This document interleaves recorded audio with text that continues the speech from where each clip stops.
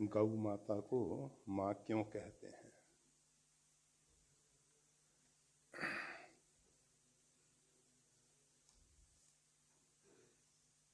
हिंदू सनातन धर्म की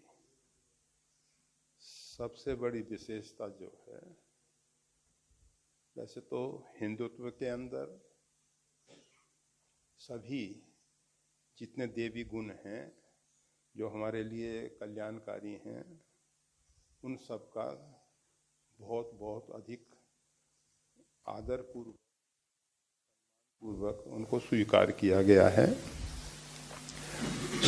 फिर भी हम सब जो हिंदू हैं, हम सब कृतज्ञ संस्कृति को स्वीकार करते हैं। हम सब कृतज्ञ नहीं हैं। कृत को ना मानने वाला कृतज्ञ होता है।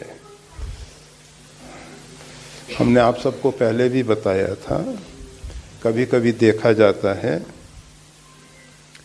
गंगा के तट पे बहुत से शव, लाश आके लग जाती हैं। उसको ना तो सियार खाता है, ना गीद, चील, कौवे, कोई नहीं खाते।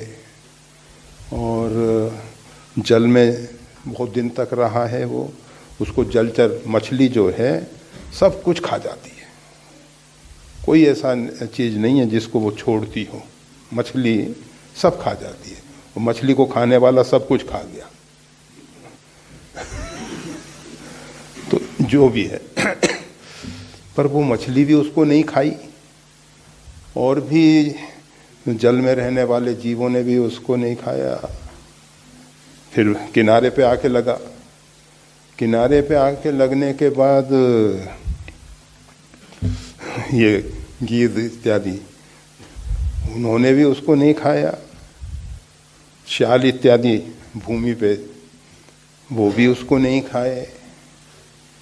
हमारे यहाँ जो भारतीय ऋषि हैं, वो दीपक लेके, प्रकाश के लिए दीपक लेके चलते नहीं हैं। वो लोग एक ऐसी फ्लैश लाइट रखते हैं जिससे जहाँ उसको केंद्रित करके, फोकस करके जो देखना चाहें वो देखा जा सकता है। वो है उनकी ध्यानावस्थित तद्गतेन मनसा पश्यन्ति यम योगिनो। योगी महापुरुष जो हैं ध्यानावस्थित होके उस तत्व को जानते हैं, देखते हैं, उसका प्रत्यक्ष अनुभव करते हैं, प्रत्यक्ष अनुभव करते हैं। तो हमारे मनीषियों ने, हमारे योगी महापुरुषों ने उस विषय में ध्यान किया कि ये जो शव लगा हुआ है, डेड बॉडी, लाश जो भी कहो, उसको ये सब क्यों नहीं खा रहे हैं? इतने लंबे समय से पड़ी हुई है। और जहां अंदर से तुरंत समझ आई कि देखो ये कृतज्ञ है, कृत को इसने स्वीकार नहीं किया, किसी ने हमारे ऊपर उपकार किया, हम उसको भुला देते हैं। हिंदू सनातन धर्म जो है जीवन पर्यंत छोटे से भी उपकार को नहीं भूलता है। वैसे इस्लाम में भी एक पठान समाज है, तो उसमें भी पठान भी किसी का नमक खा लेता है वो है, तो वो फिर उसके साथ दगा नहीं करता है। उसके लिए सब कुछ करके भी इसका नमक खाया है। वो कहते हैं नमक हराम नहीं होता। तो वो जीव जो है कृतज्ञ है, इस कारण से उसकी जो ये डेड बॉडी है वो इतनी दूषित हो गई। आप देखेंगे गोपी चंदन, वैष्णवों में पंच संस्कार में गोपी चंदन का ऊर्ध्वपुंड तिलक लगाया जाता है, मस्तक पे धारण किया जाता है। ये गोपी चंदन क्या है? द्वारका जाने के रास्ते में एक गोपी तालाब है, ऐसी मान्यता है, जो तथ्य भी है। गोपिकाओं ने वहां शरीर का उत्सर्ग किया, तो उनकी जो मिट्टी, लोग तो कहते हैं कि जीवात्मा निकल गया, अब इस मिट्टी का क्या मतलब है, परंतु गोपिकाओं की जो मिट्टी है वो इतनी पवित्र है, इतनी पवित्र है कि वैष्णव उसको तिलक के रूप में, ऊर्ध्वपुंड तिलक के रूप में धारण करते हैं। तुलसी गोपी मृतिका भद्रूपम तप्त चक्रम, तुलसी गोपी का मृतिका। तो ये जो मिट्टी है ये भी अपना प्रभाव दिखाती है। बहुत से संत भक्त ऐसे हुए हैं, जैसे दक्षिण भारत में श्रीरंग धाम है। नारायण के 4 धाम हैं, 4 धाम भगवान शंकर के हैं। लोगों ने तो खिचड़ी बना दी है, 3 धाम तो नारायण के स्वीकार करते हैं, 1 शंकर जी का, ऐसे 4 धाम भारत के। परंतु वास्तविकता ये है, नारायण के 4 धाम हैं।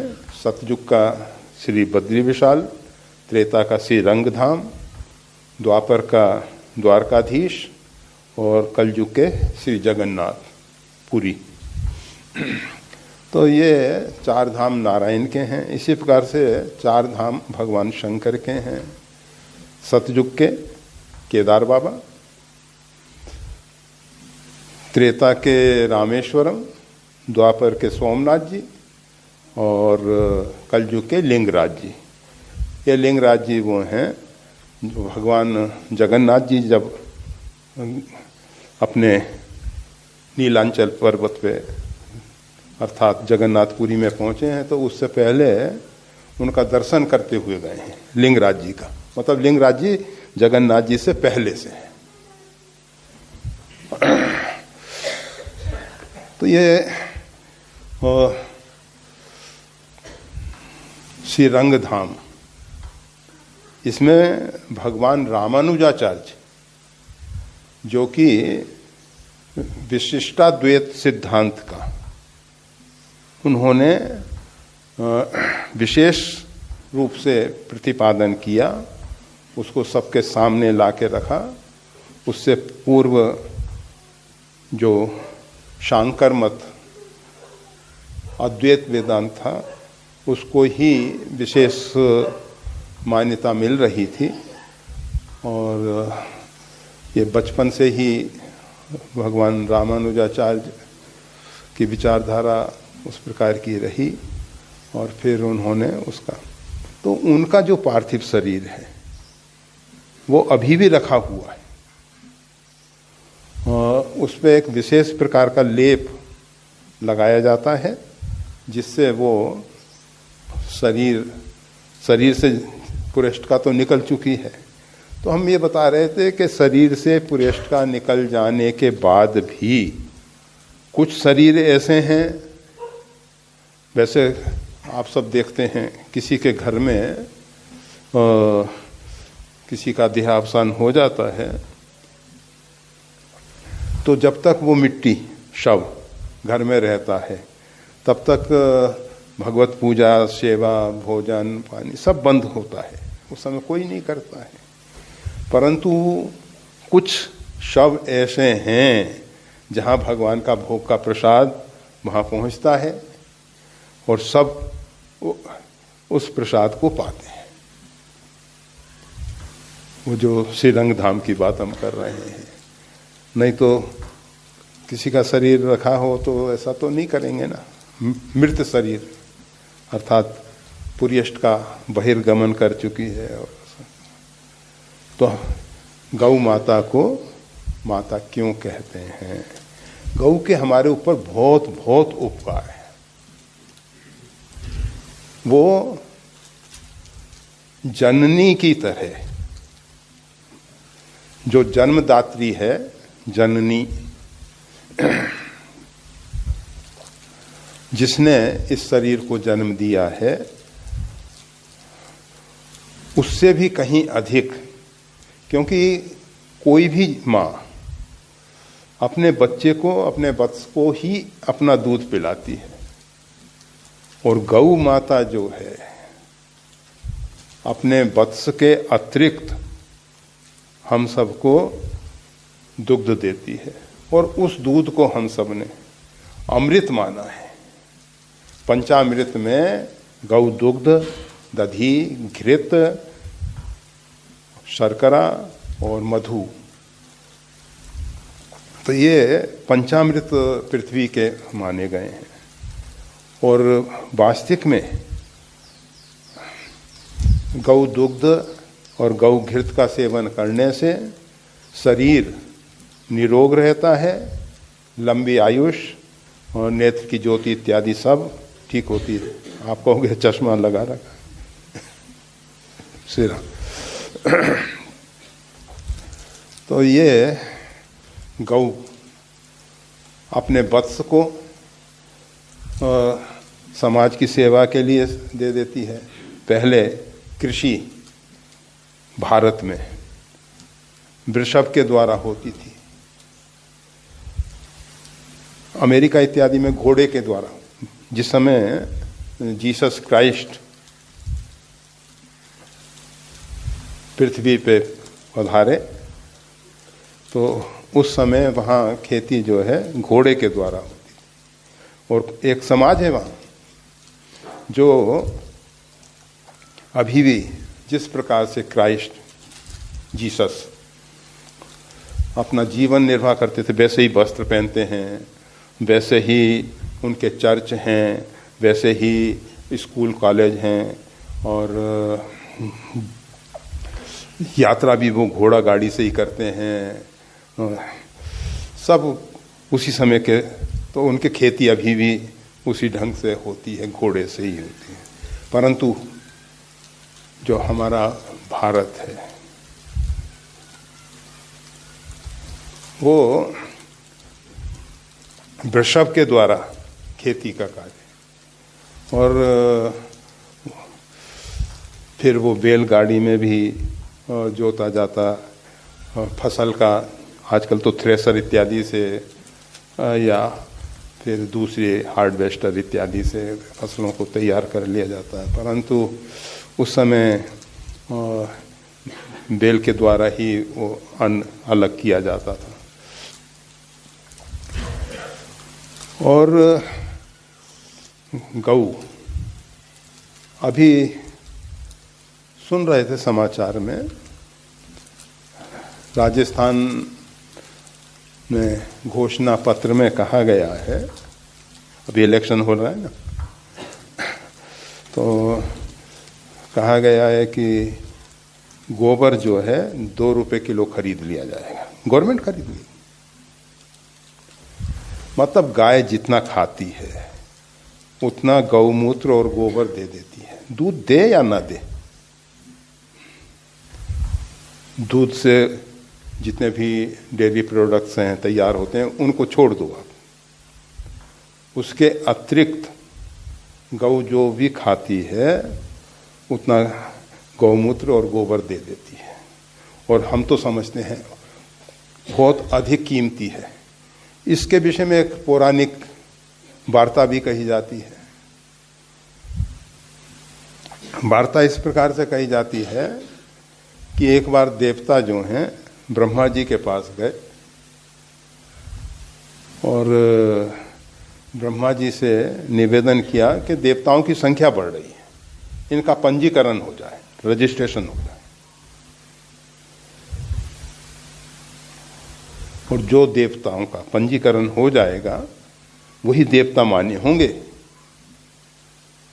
ब्रह्मा जी ने सोचा कि क्या करना चाहिए भाई, पंजीकरण का काम, किसका नाम लिखें किसका नहीं लिखें, किसी लिपिक को कार्य तो सौंप सकते थे वो, परंतु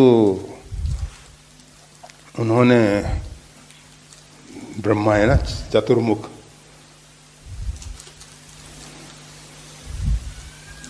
तुरंत एक निर्णय लिया। उन्होंने कहा कि जो भी देवता गाय के शरीर में प्रवेश कर जाएंगे उनका पंजीकरण हो गया। सब देवता दौड़ के गाय के शरीर में प्रवेश करने की चेष्टा की है। कहा जाता है 33 करोड़ देवता गाय के शरीर में प्रवेश कर गए। लक्ष्मी जी को ये बात मालूम हुई तो लक्ष्मी जी भी पहुंची। जब लक्ष्मी जी वहां पहुंचती हैं, देखा नो वैकेंसी, खाली जगह ही नहीं है वहां पर। गौ का शरीर पूरा देवताओं से भर चुका है। जब सामने गोबर पड़ा था, लक्ष्मी जी उसमें प्रवेश कर गई। ये एक प्रतीक है, परंतु वास्तविकता है गोबर में लक्ष्मी का वास है। और यह तो ट्रैक्टर डीजल खाएगा। अभी तो खैर बैटरी के भी शुरू हो गए हैं, परंतु बहुत कम, और प्रदूषण बढ़ाएगा। और गौ जो भी खाएगी या गाय का गौ वंश, बेल इत्यादि,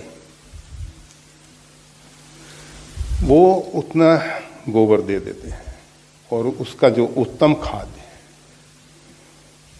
भूमि की उर्वरा शक्ति को, आज कितने भी फर्टिलाइजर और यूरिया और ये सब डालते रहो खेतों में, आप खेतों की उर्वरा शक्ति खत्म हो रही है। और एक विपरीत और परिणाम आ रहा है, ये जो भूमि में जल है वो सब हार्ड वाटर के रूप में, TDS उसमें बहुत बड़ा है, क्योंकि कुछ जल के द्वारा वो भाग पृथ्वी के अंदर जाता है, जल में मिलता है, फिर वो TDS बढ़ता है और वो जल फिर हम सबके लिए नुकसानदेह है। परंतु गोबर से उसकी उर्वरा शक्ति भी बढ़ती है, उत्पादन भी बढ़ता है, और उसके साथ साथ ऐसे विपरीत जो साइड इफेक्ट्स कहते हैं ना, वो नहीं है। तो गाय दूध देती है, नहीं देती है तो गोबर और गौमूत्र देती है। गौमूत्र शरीर के बहुत से रोगों को दूर करने की औषधि है। और भी आजकल तो गौमूत्र चिकित्सा, कुछ डॉक्टर्स इसी पे काम कर रहे हैं, और बड़ी बड़ी डिस्पेंसरी चल रही हैं उनकी, गौमूत्र से चिकित्सा हो रही है। एक महात्मा हमने देखे, वो एक लेप लगाए हुए थे, 2 बार चेन्नई में जाके बाईपास सर्जरी करवाए, तो फिर भी परेशानी बनी। तो किसी ने बताया गौमूत्र चिकित्सा के विषय में, तो वो एक विशेष प्रकार का लेप लगाया था।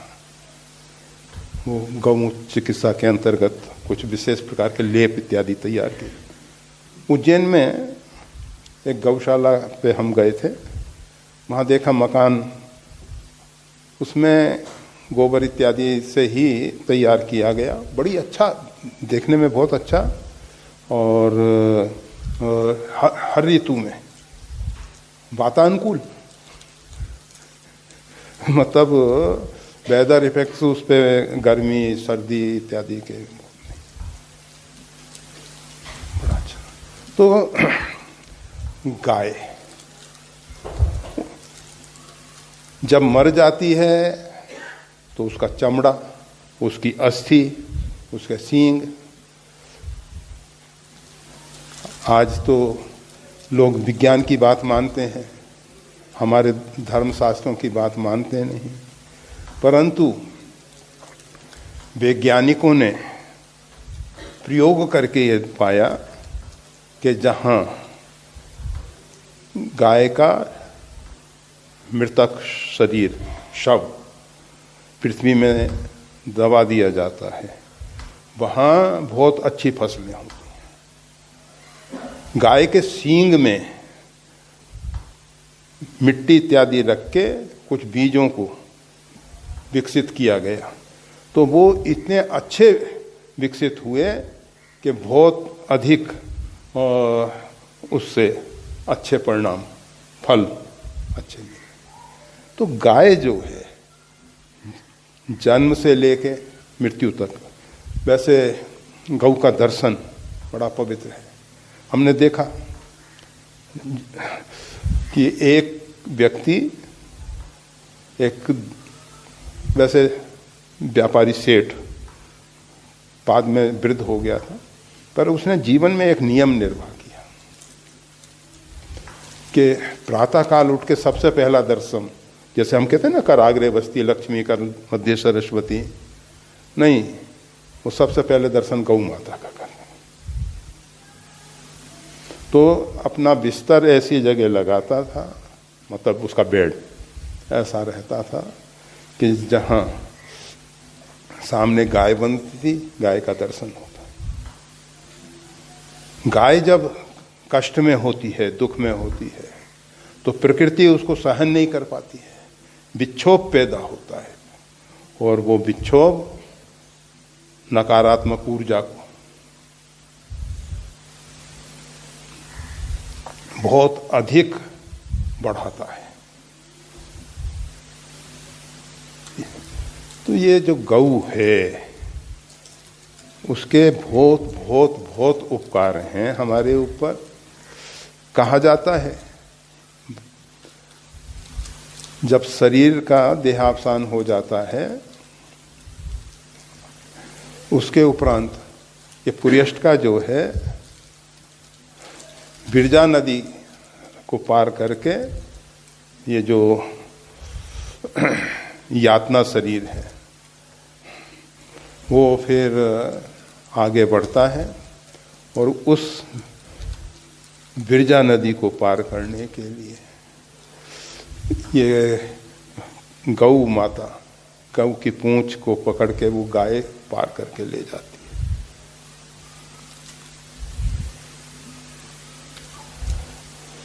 वैसे एक घटना कल्याण में पढ़े थे,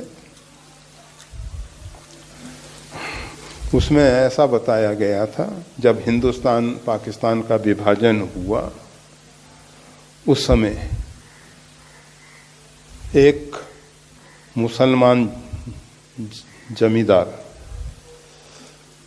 उसके बच्चे तो सब उस गांव को छोड़ के चले गए, और वो कहा कि हमारे पास ये गाय है और इनको छोड़ के हम नहीं जाएंगे, गाय को छोड़ के नहीं जाएंगे। और वो गायों को लेके उस गांव में ही रहा।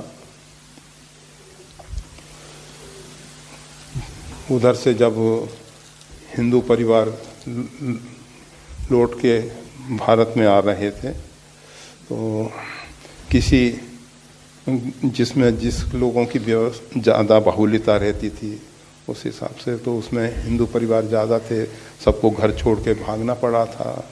तो उन्होंने फिर उस गांव में आग लगा दी, आग लगा के भागे। अब उसने व्यक्ति ने कहा कि अगर मैं जलूंगा मरूंगा मुसलमान, तो इन गायों के साथ अकेला मैं अपने प्राण बचाने के लिए गांव छोड़ के नहीं जाता। नहीं गया, पूरा गांव जल गया, और वो गौ जो हैं उनकी उसके घर की रक्षा करती रहीं। जैसे हनुमान जी महाराज ने विभीषण का घर बचा दिया था, इसी प्रकार से गौ माता ने वो घर को सुरक्षित रख दिया। ऐसी बहुत बहुत घटनाएं हैं। गाय जो है सम्यक प्रकार से हम सब के लिए हितकारी है। सब प्रकार से कल्याणकारी है। गौ का दर्शन पुण्यदायी है, उसकी सेवा पुण्यदायी है। विधाता के लेख बदल देती है। महाराज दिलीप, इनका वंश आगे नहीं बढ़ पा रहा था। गुरु वशिष्ठ जी के पास गए। गुरु वशिष्ठ जी ने कहा कि देखो,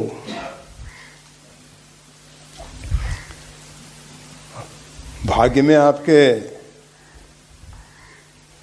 नहीं है। कहा कि कोई उपाय बताइए जिससे भाग्य बदल जाए।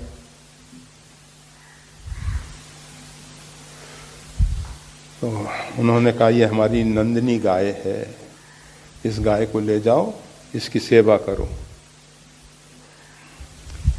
और महाराज दिलीप उसकी सेवा करते रहे। सेवा करने के साथ सुबह से शाम तक उसके साथ रहते थे। उसके शरीर पे मक्खी ना बैठे, उसको हरा हरा चारा सुबह शाम सब व्यवस्था करते थे। एक दिन परीक्षा के लिए एक घटना घटित हुई। उस परीक्षा में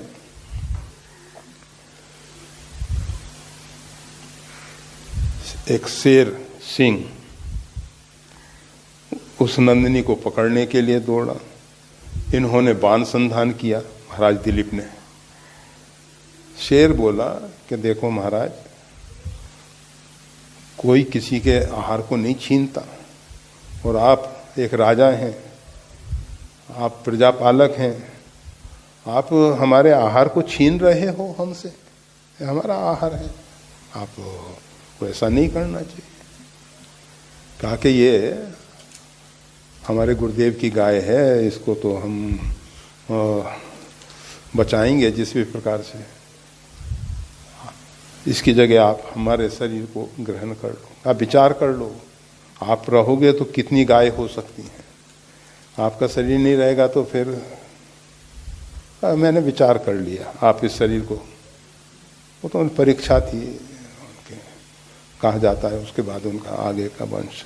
तो कहने का मतलब ये है, गाय सब प्रकार से कल्याणकारी है। इसीलिए हमारे भारतीय गाय को माता कहते हैं। धरती माता, जैसे धरती हमारा पालन पोषण करती है। हम सब जो भी हमारे ऊपर उपकार करता है उसको हम भूलते नहीं हैं। और जिनके इतने अधिक उपकार हैं गौ के, तो गौ पालन, गौ संरक्षण, गौ संवर्धन तीनों ही आवश्यक है। अगर वर्तमान स्थिति में जो गायों के साथ अन्याय हो रहा है, कुछ प्रांत ऐसे हैं जहां गौ हत्या वैध है, मतलब खुलेआम गौ मांस बिकता है। और अपने भारत के ही प्रांत हैं। कुछ प्रांत ऐसे हैं जिसमें गौ हत्या पे प्रतिबंध है, पर वहाँ से चोरी छिपे भ्रष्टाचार तो इतना है कि कर्मचारियों को दे देते हैं, ट्रकों में गाय भर भर के चली जाती हैं वहाँ से। काफ़ी कुछ इस पे कार्य होता है। फिर उसमें कुछ ऐसे तत्व हैं जो अपने निहित स्वार्थ के लिए उन गायों को भेज रहे हैं, दे रहे हैं, थोड़ी थोड़ी धनराशि के लिए। तो जिस भी प्रकार से हो सके, हम सब भारतीय जो हैं, हिंदू सनातन धर्म के अवलंबी, प्रथम ग्रास गौ ग्रास होता था। भोजन में सबसे पहला रोटी जो बनती है वो गौ माता के लिए बनती है। फिर दूसरी तीसरी बाद में जो भी है ठाकुर जी का भोग लगाओ, प्रसाद पाओ। अंतिम जो है कुत्ते के लिए। पहली और अंतिम ये दो सुरक्षित हैं।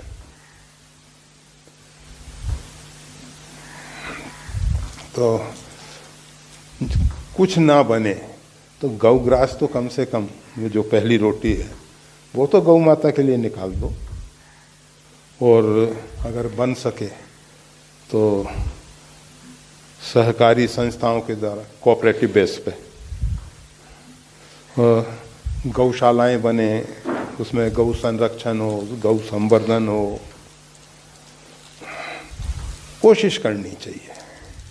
आज गाय की नस्ल बिगड़ती चली जा रही है और अच्छे दुधारू गाय, अभी एक गाय उज्जैन आश्रम के लिए ली गई तो 1 लाख एक गाय 5-6 लीटर दूध दे रही है वो अभी एक टाइम में, एक समय में। तो इस प्रकार से गाय की स्थिति हो गई है कि मतलब अच्छी दुधारू गायों की इतनी कमी आ गई है, और दिन प्रतिदिन नस्ल बिगड़ती जा रही है। एक सांड 10-10 लाख का बिकता है, जो सही सांड है, जिससे उनका वंश सही आगे बढ़े। तो उस दिशा में हम सबको सोचना चाहिए। कुछ गौशालाएं हैं जहाँ